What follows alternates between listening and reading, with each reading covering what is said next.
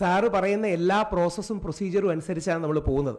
കാരണം നിയമപ്രകാരം പോകുന്നത്. കാര്യം ഇങ്ങനെയല്ല അതിജീവിതമാർ പോകുന്നത്. ഞാൻ പോകുന്നത് അങ്ങനെയാണ്. കാര്യം എന്താ അറിയാം, ഇല്ലെങ്കിൽ നാളെ SHOയുടെ അനുജ്ഞ മേടിച്ചില്ല എന്ന് പറഞ്ഞാൽ എൻ്റെ പേര് അറസ്റ്റ് ചെയ്യും. അതായത് അയ്യപ്പൻ്റെ അനുജ്ഞ തന്ത്രി മേടിച്ചില്ല എന്ന് പറയുന്ന പോലെ. കാര്യം നമ്മൾ ആണുങ്ങൾ അല്ലെങ്കിൽ എല്ലാ പ്രോസസ്സും പ്രൊസീജിയറും നിയമം അനുശാസിക്കുന്ന രീതിയും അനുസരിച്ചാണ് പോകുന്നത്. അതിലൊരു ആക്ഷൻ ഉണ്ടാകാറില്ല. മറുഭാഗം ചെയ്യുന്നത് മുഖ്യമന്ത്രിക്ക് പരാതി അയക്കുന്നു, KPC പ്രസിഡന്റ് പരാതി അയക്കുന്നു, ആ പരാതി മാധ്യമങ്ങൾക്ക് കൊടുക്കുന്നു, ആ പരാതി അവർ തന്നെ സാമൂഹിക മാധ്യമങ്ങളിൽ കൊടുക്കുന്നു. കൊടുക്കാൻ എന്ത് എളുപ്പമാണ്. എന്തെങ്കിലും ഒരു സെൻസ് ഓഫ് ഫെയർനെസ് വേണ്ടേ? സ്ത്രീകൾക്ക് തന്നെ മുൻഗണന കൊടുക്കണമെന്ന് വാദിക്കുന്ന ഒരു വ്യക്തിയാണ് ഞാൻ. കൂടുതൽ പരിഗണനയും മുൻഗണനയും പ്രിഫറൻഷ്യൽ ട്രീറ്റ്മെൻറ്റും. കാര്യം ചരിത്രപരമായ റീസൺസ് ഉണ്ട്. സ്ത്രീകൾക്കാണ് ആ എക്സ്ട്രാ എഡ്ജ് കൊടുക്കേണ്ടത്. പക്ഷേ പുരുഷൻ അവഗണന കൊടുക്കുന്ന ഒരവസ്ഥ ഉണ്ടാകരുത്. ഇത് പറയുന്ന പക്ഷേ ഒരുപാട് പേരുടെ മനസ്സിലുണ്ട്. വെളിയിൽ പറയുന്ന വ്യക്തിയാണ് ഞാൻ. രാഹുൽ മാങ്കൂട്ടത്തിനെതിരെ 3ാമത്തെ കേസ് കൂടെ വന്ന സ്ഥിതിക്ക് യഥാർത്ഥത്തിൽ വീണ്ടും എന്നെ അറസ്റ്റ് ചെയ്യാനും ഈ ശബ്ദങ്ങൾ, പുരുഷന്റെ അനുകൂലമായ ശബ്ദങ്ങൾ നിശബ്ദമാക്കാനുള്ള ശ്രമത്തിൻ്റെ ഭാഗമായിട്ടാണ് പോലീസ് യഥാർത്ഥത്തിൽ ഈ ജാമ്യം ക്യാൻസൽ ചെയ്യണമെന്ന് പറയുന്നത്. ആ സ്പേസ് ഇല്ലാതാക്കാനാണ്. പുരുഷവാദത്തിൻ്റെ, പുരുഷന് നീതി കിട്ടണമെന്ന് പറയുന്ന സ്പേസ് ഇല്ലാതാക്കിയതിൻ്റെ ഒരു നീക്കത്തിൻ്റെ ഭാഗമായിട്ടാണ് ഈ കേസിൽ വീണ്ടും എൻ്റെ ജാമ്യം ക്യാൻസൽ ചെയ്ത് അറസ്റ്റ് ചെയ്താൽ വീണ്ടും ആരും ഇത് മിണ്ടത്തോലുമില്ല. അപ്പം എന്തെങ്കിലും may be 1 or 2 questions. Sorry for delay and sorry for taking extra time. മനസ്സിലാക്കിയിരിക്കേണ്ട ഒരു സംഗതി ഇത്ര മാത്രമേ ഉള്ളൂ. ഞങ്ങൾ ഈ പത്രസമ്മേളനം വിളിച്ചത് ഈ 10ാം തീയതി കൊടുത്ത ഈ പരാതിന്മേൽ ഇതുവരെ പോലീസ് നടപടികൾ സ്വീകരിച്ചിട്ടില്ല. അതിനുവേണ്ടി മാത്രമാണ് ഈ പത്രസമ്മേളനം വിളിച്ചേക്കുന്നത്. രാഹുൽ ഈശ്വറും ഇന്ത്യൻ പൗരനാണ്. അദ്ദേഹത്തിനും അവകാശങ്ങളുണ്ട്. അദ്ദേഹത്തിന് പരാതി കൊടുക്കാനുള്ള അവകാശമുണ്ട്. ആ പരാതി കൊടുത്തതിൻ്റെ അടിസ്ഥാനത്തിൽ പോലീസ് ഇതുവരെ ഒരു സംഗതികളും ചെയ്തിട്ടില്ല. അതിനെതിരെ അത് ജനങ്ങളെ ഒന്ന് ബോധ്യപ്പെടുത്താൻ മാത്രമാണ് ഈ പത്രസമ്മേളനം വിളിച്ചത്. എന്തെങ്കിലും 1 or 2 questions ഉണ്ടെങ്കിലേ എടുത്ത് നോക്കി നിർത്താം. കാര്യം സമയം കളഞ്ഞു പോയി നമുക്കറിയാം. എന്തെങ്കിലും ഇല്ല, 19ാം തീയതി ഹാജരാൻ അങ്ങനെ നോട്ടീസായിട്ട് ലഭിച്ചിട്ടില്ല. ഇന്ന് ബഹുമാനപ്പെട്ട ACJ കോടതിയിലേക്ക് പോയിട്ടുണ്ട്. ഇതുമായിട്ട് ബന്ധപ്പെട്ട് ജാമ്യം ക്യാൻസൽ ആക്കണമെന്ന് പറഞ്ഞ് പ്രോസിക്യൂഷൻ ഒരു പെറ്റീഷൻ മൂവ് ചെയ്തിട്ടുണ്ട് തിരുവനന്തപുരം CJM. അതായത് അതിനകത്ത് ആ ജാമ്യ ഓർഡറിനകത്ത് പറഞ്ഞിരിക്കുന്നത് നിങ്ങൾക്ക് ഈ കുറെ കണ്ടീഷൻസ് പറഞ്ഞിട്ടുണ്ട്. ഈ കണ്ടീഷൻസ് ലംഘിക്കുകയാണെങ്കിൽ ആ കോടതിക്ക് തന്നെ ഈ ജാമ്യം ക്യാൻസൽ ചെയ്യാൻ ഉള്ള അധികാരം സെഷൻസ് കോടതി അധികാരം കൊടുത്തിട്ടുണ്ട്. അതുമായിട്ട് ബന്ധപ്പെട്ട് ഇദ്ദേഹം ജാമ്യ വ്യവസ്ഥ ലംഘിച്ചു എന്ന് പറഞ്ഞ് അവിടെ പെറ്റീഷൻ കൊടുത്തിരിക്കുകയാണ്. അതിന്റെ വാദം ഇന്ന് തുടങ്ങി നടന്നുകൊണ്ടിരിക്കുകയാണ്. അവിടുത്തെ അദ്ദേഹം പേര് വെളിപ്പെടുത്താൻ പറ്റാത്ത ഒരു അവകാശനാണ്. അദ്ദേഹം പ്രത്യേകം എന്നോട് പറഞ്ഞ് പേര് വെളിപ്പെടുത്തരുത്. അതുകൊണ്ട് അദ്ദേഹം അവിടെ ഈ കേസുമായിട്ട് ബന്ധപ്പെട്ട് വാദം തുടങ്ങിയിരിക്കുകയാണ്. എനിക്ക് തോന്നുന്നു അങ്ങ് ചോദിച്ചത് മിക്കവാറും ഹൈക്കോടതിയിൽ ഞങ്ങൾ മുൻകൂർ ജാമ്യം കൊടുത്തിട്ടുണ്ട്. അതിന്റെ കാര്യമായിരിക്കും. അതും കൂടെ പറഞ്ഞേക്കാം. ഇല്ല, ഇന്ന് പോലീസ് 8ാം തീയതി ACJനെ അപ്രോച്ച് ചെയ്തു. ഇന്ന് രാവിലെ വാദം കേൾക്കുകയാണ്. അപ്പൊ ഇനി ഒബ്ജക്ഷന്റെ ടൈം വല്ലതും ആയിരിക്കും. അയ്യോ, എനിക്കറിയില്ല. അവിടെ ഈ കഴിഞ്ഞ 1 മണിക്കൂറിനുള്ളിലാണ്.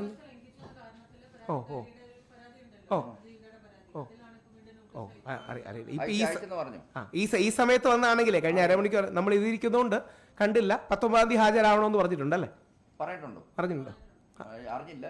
അറിഞ്ഞില്ല. നമ്മൾ ഇതിലിരിക്കുന്നതാണ്. എന്താ കോടതി പറയുന്നതെന്ന് പറഞ്ഞാൽ തീർച്ചയായും കേൾക്കും. കോടതിയുടെ പ്രൊസീജിയർ എന്താണെന്ന് പറഞ്ഞാൽ കേൾക്കും. പക്ഷേ ഓർക്കേണ്ട കാര്യം, ആ രീതിയിൽ ആ പെൺകുട്ടിയുടെ ഹസ്ബൻഡിനെ സപ്പോർട്ട് ചെയ്ത് ഒരു വീഡിയോ ചെയ്തതിന് ജാമ്യം റദ്ദാക്കണമെന്നൊക്കെ പറയുന്നതിന്റെ അവസ്ഥ പറഞ്ഞാൽ വളരെ കഷ്ടമാണ്. ആ പരാതിയുടെ അടിസ്ഥാനത്തിൽ മാത്രമേ ഇദ്ദേഹം സംസാരിച്ചിട്ടുള്ളൂ. അതിനകത്ത് പറഞ്ഞിരിക്കുന്ന തീർച്ചയായും ആവശ്യപ്പെടാം. പക്ഷെ നമ്മുടെ ഇനി അതിൽ ഒരു കാര്യം മാത്രം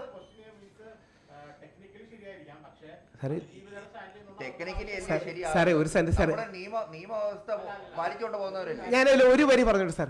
ലീഗലി അല്ലേ ശരിയാകേണ്ടത്? ലീഗലി ശരിയായ എന്നെ നിങ്ങൾ ടെക്നിക്കലി മാത്രം ശരിയെന്ന് പറയുന്നത് പറയും.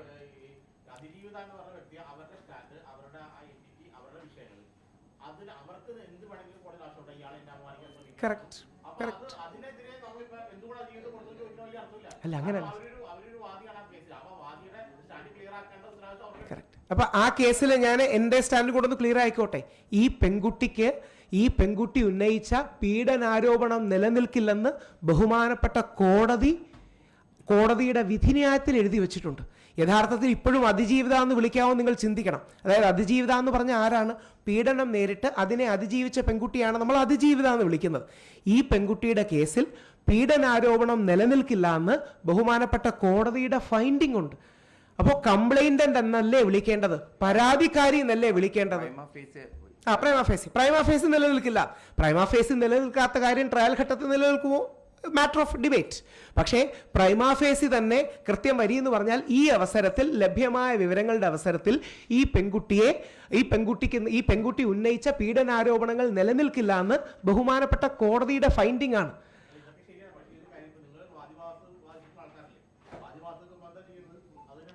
സാറേ അതെ, ആ വാദിഭാഗത്തിന് കറക്റ്റ്. അതെ അതെ അല്ല, അതിനകത്ത് നമ്മൾ ഡിഫെൻഡ് സാർ അതാണ് സംഭവിക്കുന്നത്. അങ്ങനെ മതിയോ? ഒരു സെൻസ് ഓഫ് ബാലൻസ് വേണ്ടേ? അല്ലല്ല, ഞാൻ പറഞ്ഞോട്ടെ നിരന്തരമായ പരാതികൾ ഒരാൾക്കെതിരെ കൊടുക്കുക, അതായത് സ്വൈര്യ ജീവിതത്തെ നശിപ്പിക്കുകയല്ലേ? കറക്റ്റ് അല്ല സാർ, ഇത് തന്നെയാ പറയണേ. അവിടെ നമ്മൾ പറയുന്നത് വാദി പറഞ്ഞോട്ടെ, മറുഭാഗത്തിന് സ്പേസ് ഉണ്ടാകണം, ആ പുരുഷന് സ്പേസ് ഉണ്ടാകണം. നാളെ രാഹുൽ ഈശ്വറിനും രാഹുൽ മാങ്കൂട്ടത്തിനും സ്പേസ് ഉണ്ടാകണം. ഇതില്ലാതെ പല ആൾക്കാരും, നിങ്ങൾ ചിലപ്പോഴെങ്കിലും കേട്ടില്ലേ, ഇപ്പം ഞാൻ ഒരു ചോദ്യം നിങ്ങളോട് പെട്ടെന്ന് ചോദിക്കാം. ഞാൻ സൈബർ അധിക്ഷേപം നടത്തി സെക്ഷുവലി കളേർഡ് റിമാർക്സ് പറഞ്ഞു എന്ന് പറഞ്ഞാണല്ലോ എന്നെ 16 ദിവസം ജയിലിലിട്ടത്. അങ്ങനെ എന്തെങ്കിലും നിങ്ങൾ കേട്ടോ? എന്തെങ്കിലും നിങ്ങൾ ഇത്രയും മീഡിയം എന്തെങ്കിലും അങ്ങനെയുള്ള ഒരു വാക്ക് നിങ്ങൾ കേട്ടോ? കാര്യം അതൊരു വേഗ വകുപ്പാണ്, ട്രയലിൽ നിൽക്കില്ല എന്നറിയാം. പക്ഷേ ജാമ്യഘട്ടത്തിൽ എന്നെ കൊടുക്കാൻ അത് മതി. അതായത് ആത്യന്തികമായ ട്രയലിൽ ഇതൊന്നും നിൽക്കില്ല എന്ന് എല്ലാവർക്കും അറിയാം. പക്ഷേ ജാമ്യഘട്ടത്തിൽ കൊടുക്കാൻ പോലീസ് വീറോടെ വാദിച്ചാൽ മതി.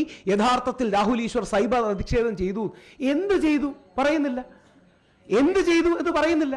ഇതൊരു ഇഷ്യൂ അല്ല. നമ്മൾ ലീഗലി ആണ് ചെയ്യുന്നത്. മനസ്സിലായി സാർ പറഞ്ഞ പോയിന്റ് കറക്റ്റ് ആണ്, അങ്ങനല്ല. പക്ഷേ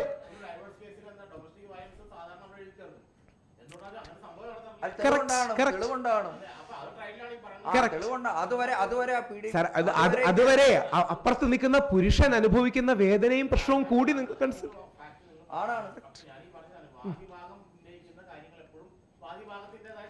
അപ്പൊ എന്ത് ചെയ്തു പറഞ്ഞാൽ പോലീസ് വാദിഭാഗത്തിനോട് ചേർന്ന് പരമാവധി വകുപ്പുകൾ അങ്ങ് വെച്ചേക്കും, ഏതെങ്കിലുമൊക്കെ സ്റ്റിക്ക് ചെയ്യട്ടെ എന്ന് പറഞ്ഞു. ഇപ്പൊ ശ്രീ കണ്ഠരര് രാജീവർക്കെതിരെ ഫോർജറിയുടെ വരെ കേസിട്ടിട്ടുണ്ട്.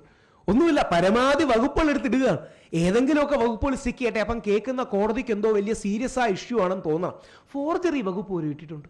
ഒന്ന് ആലോചിച്ച് നോക്കുക. അങ്ങനെ കൊടുക്കുന്നതിൽ നന്മയും നീതിയും ന്യായവും ഉണ്ടോ? വേറെ ആരോട് പറയാനാണ്? മീഡിയയോടും പൊതുജനങ്ങളോടും അല്ലാതെ വേറെ ആരോടാണ് നമുക്ക് പറയാൻ പറ്റുന്നത്? അതുകൊണ്ടാണ് നിങ്ങളോട് പറയുന്നത്. പെർഹാപ്സ് ഒരു ലാസ്റ്റ് ക്വസ്റ്റ്യൻ എടുത്ത് നമുക്ക് തീർക്കാം. സമയം കടന്നു, ക്ഷമ ചോദിക്കുന്നു. ആരോ നേരത്തെ ആരോ ഏതെങ്കിലും ചോദ്യം ഉണ്ടെങ്കിൽ ആ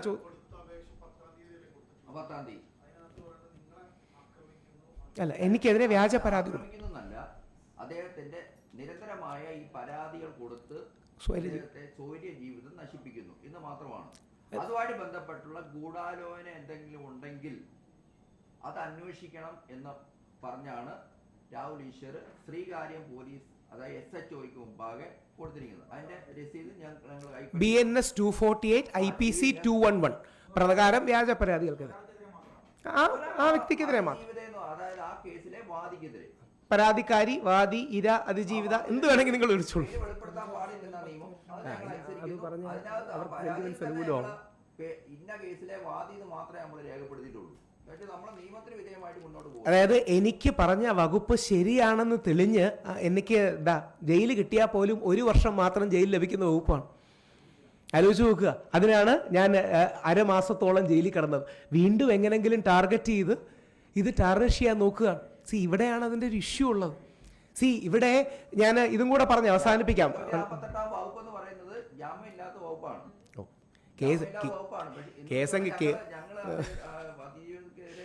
പോരാടാൻ വേണ്ടിയല്ല, ഞങ്ങൾക്ക് സ്വൈര്യ ജീവിതം നയിക്കണം. അദ്ദേഹത്തിന്റെ ഫ്രീഡം ഓഫ് എക്സ്പ്രഷനും അദ്ദേഹത്തിന്റെ പേഴ്സണൽ ലിബർട്ടിയും അദ്ദേഹം ചെയ്യണം. ഞാൻ നീതി ആയിട്ടുള്ളതെന്ന് പറഞ്ഞ എനിക്കെതിരെ ഇതേ ഞാൻ പേര് എടുത്തു പറഞ്ഞ കേസുകൾ, ഒന്ന് എനിക്കെതിരെ ബോബി ചെമ്മണ്ണൂറിനെതിരെ പരാതി കൊടുത്ത ആ പെൺകുട്ടി പരാതി കൊടുത്തിട്ടുണ്ട്. രാഹുൽ ബാങ്കൂട്ടത്തിനെതിരെ ആദ്യം പരാതി വന്ന പെൺകുട്ടി എനിക്കെതിരെ പരാതി കൊടുത്തിട്ടുണ്ട്. ഞാൻ അവർക്കെതിരെയും BNS 248 പ്രകാരം പോയി പോലീസ് കമ്മീഷണർ ജാമ്യമുള്ള വകുപ്പാ.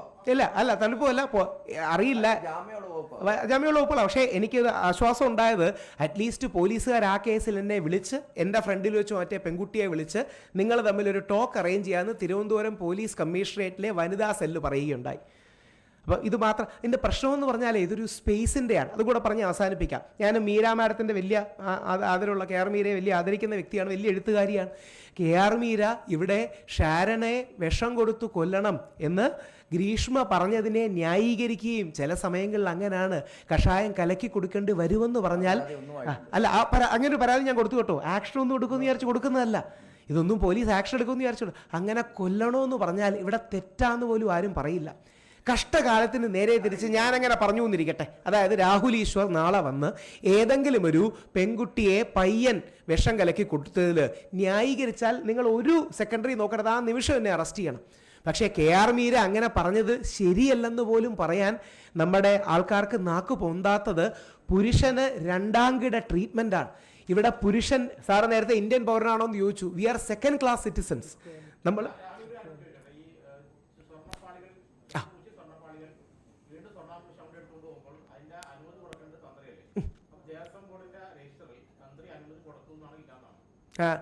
ദേവസ്വം ബോർഡിന്റെ ഉത്തരവ് പ്രകാരമാണ് അത് നടന്നിട്ടുള്ളത്. തന്ത്രിയോട് അനുജ്ഞ, ദേവന്റെ അനുജ്ഞ മേടിക്കുകയാണ്.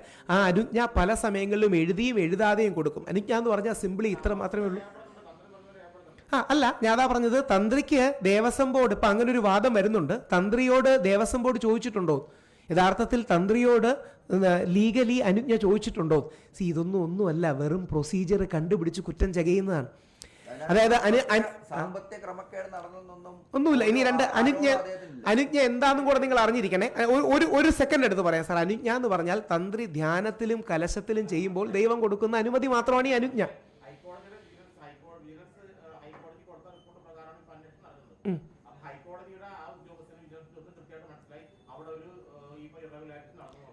സാറേ, ഞാനൊരു കാര്യം ഒരു കൗതുകത്തിന് ചോദിച്ചോട്ടെ. നാളെ തന്ത്രി അനുമതി കൊടുത്തു എന്നിരിക്കട്ടെ. അങ്ങനെയാണെങ്കിൽ തന്ത്രി ഗൂഢാലോചനയിൽ പങ്കാളിയാന്ന് പറയില്ലേ? കൊടുത്താലും പറയും, കൊടുത്തില്ലെങ്കിലും പറയും. തന്ത്രി നാളെ അനുമതി കൊടുത്തു എന്നിരിക്കട്ടെ, എന്നാ പറയും ഗൂഢാലോചനയിൽ ആക്റ്റീവ് പങ്കാളിയാൽ. കൊടുത്തില്ലെങ്കിൽ എന്ത് പറയുന്നറിയോ? മൗനാനുവാദത്തിലൂടെ പങ്കാളിയായി. ഒന്ന് ആലോചിച്ച് നോക്കിയേ, മീഡിയയിൽ പറയുന്ന ഭാഷയാണ് കോടതിക്ക് എഴുതി കൊടുക്കുന്നത്. മൗനാനുവാദം നൽകിയെന്ന് അങ്ങനെ ഒരു അനുവാദമുണ്ട്.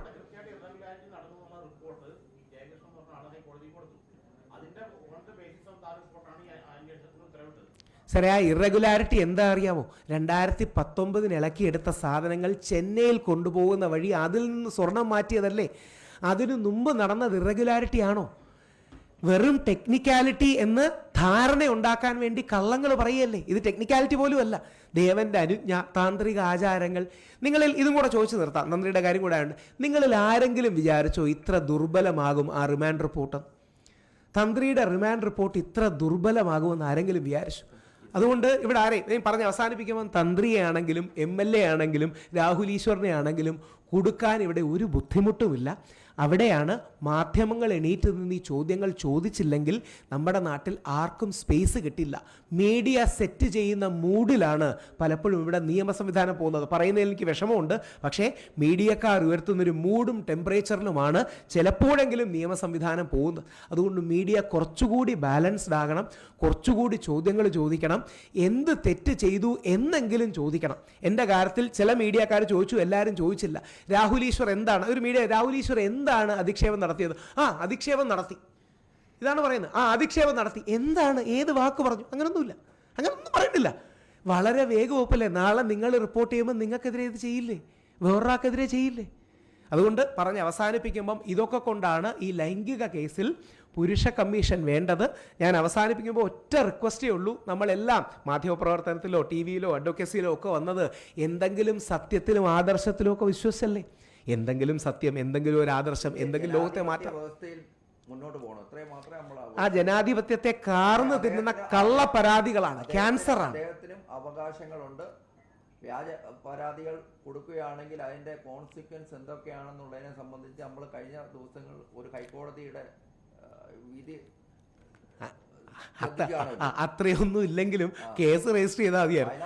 അത്രയൊന്നും ഇല്ലെങ്കിലും അതെ, അത്രയൊന്നും ഇല്ലെങ്കിലും കേസെങ്കിലും രജിസ്റ്റർ ചെയ്താൽ. ഇതൊരു ലാർജർ പോയിന്റിനാണ്. എന്താണ് ഗൂഢാലോചന? ഇദ്ദേഹത്തെ വാടപ്പിക്കാനാണോ അതിനെ സംബന്ധിച്ച് അതുകൊണ്ട് അവസാനം ഇത്രയേ ഉള്ളൂ. എൻ്റെ വീട്ടിൽ അരി മേടിക്കാനല്ല ഈ പുരുഷ കമ്മീഷൻ ആക്ടിവിസ്റ്റിന് ഞാൻ ഇറങ്ങുന്നത്. ഒരുപാട് പേർക്ക് നീതി കിട്ടുന്നില്ല.